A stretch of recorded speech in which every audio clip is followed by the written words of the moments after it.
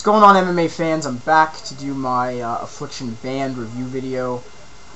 Man, great event, top to bottom. I'm going to work my way from... I'm going to talk about the fights I did predictions on. Going to start with the first fight, Matt Lindland versus Fabio Nagao. Lindland controlled this fight, was able to do very well in the clinch, get good takedowns, push Nagao up into the corner. There was a couple situations where Nagao had the better of the combinations through good elbows, and it looked like Lindland was in trouble, but Lindland persevered, was able to come back, get takedowns, and he just controlled this fight. Excellent ground and pound, excellent way of using your hips, excellent way of using that Greco, of that upper body clinching to get guys into takedowns. And he wins this fight pretty convincingly via unanimous decision. Great fight for Matt Lindland. Great to see him back after his long layoff. Next fight, Babalu Sabral versus Mike Whitehead. This fight kind of was... I know some people were kind of questioning, how lackluster it was, but there were some really technical aspects in this fight, as far as the clinching and as far as Sabral, using the good jiu-jitsu skills off of his back and just being patient. But first round was really kind of just back and forth clinching. A couple, shots thrown by both guys, Whitehead and Sabral, but no real action. The second round, Whitehead getting takedowns. Whitehead, using the clinch, pushing Sabral into the corner, but the takedown that Whitehead got, Sabral, was going for submissions from the bottom. He went for an arm bar,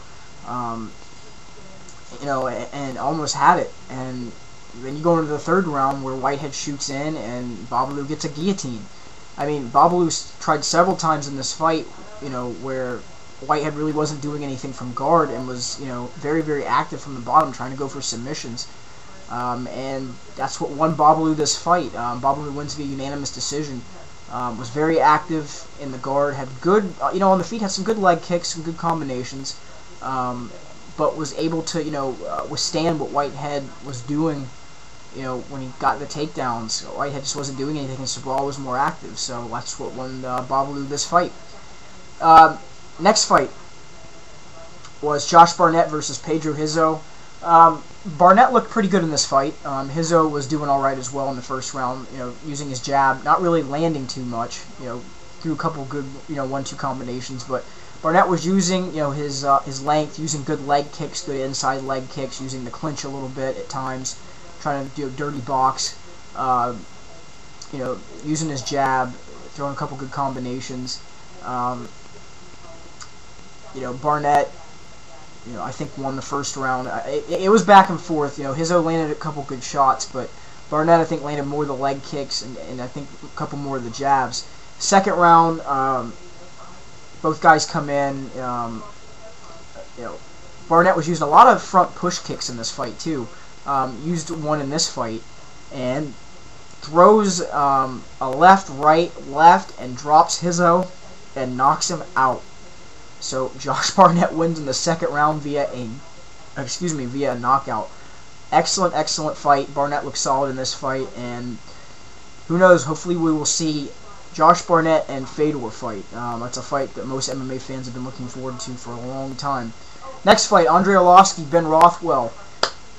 I'm a huge Andrei Arlovski fan, if you can't already tell, and biasly, I know I try to stay unbiased with my review videos, but biasly, Andrei Arlovski is back. He looked amazing in this fight. He looked solid in this fight. He looked like the old Andrei Arlovski. Aggressive, moving forward, throwing good combinations, and, there was a couple points where he was, retreating, but getting back into the stance and going back into the pocket. So, really, Arlovski, in all 3 rounds was just landing good shots. Rothwell tried to clinch with Arlovski. Arlovski was doing excellent in the clinch. I was really surprised. And Rothwell trying to get upper body strength, trying to use a Greco takedown, but couldn't get it. And Arlovski trips him up, gets him into the ground, inside guard, trying to land shots. Actually gets into mount at one point, landing shots, and couldn't really do anything at that point. But in the second round, Arlovsky just he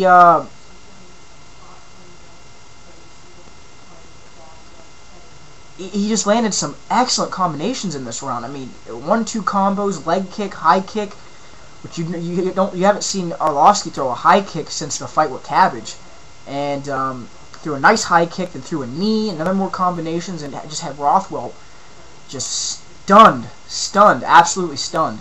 Face beat up, bloody, and in the third round, Arlovsky does much of the same, moves back in, throws a huge right hand, then a left, and another right, and drops Rothwell and wins via a knockout. Wow. He looked solid in this fight. He wins this fight convincingly, and props to Andrei Arlovsky. It's great to see him back, and hopefully we will see him fight a legitimate heavyweight here in his next fight. Main event, Fedor Emelianenko versus Tim Sylvia. Fedor comes out, 1-2 combo, drops Tim, gets his back, and secures a rear naked choke. Pretty much all you can say about this fight. Fedor yet again rolls through another big guy. This time around, a legitimate guy at heavyweight, a top 10 fighter, and he continues to impress people all the time, and just shows why he really still is the #1 heavyweight in the world.